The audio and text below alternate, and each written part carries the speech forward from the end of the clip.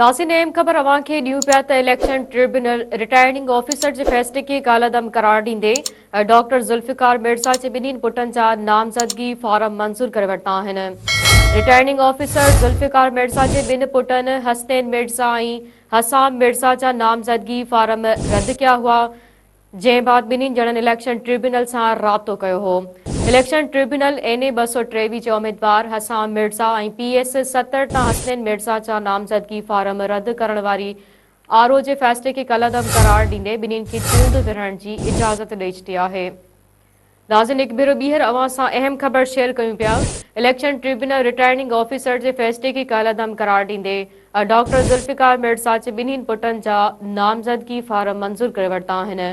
Returning officer Zulfikar Mirza जे ॿिनि पुटनि हसनैन मिर्ज़ा ऐं हसाम मिर्ज़ा जा नामज़दगी फारम रद्द कया विया हुआ, जंहिं बाद ॿिन्हिनि ॼणनि इलेक्शन ट्रिब्यूनल सां राब्तो कयो हो।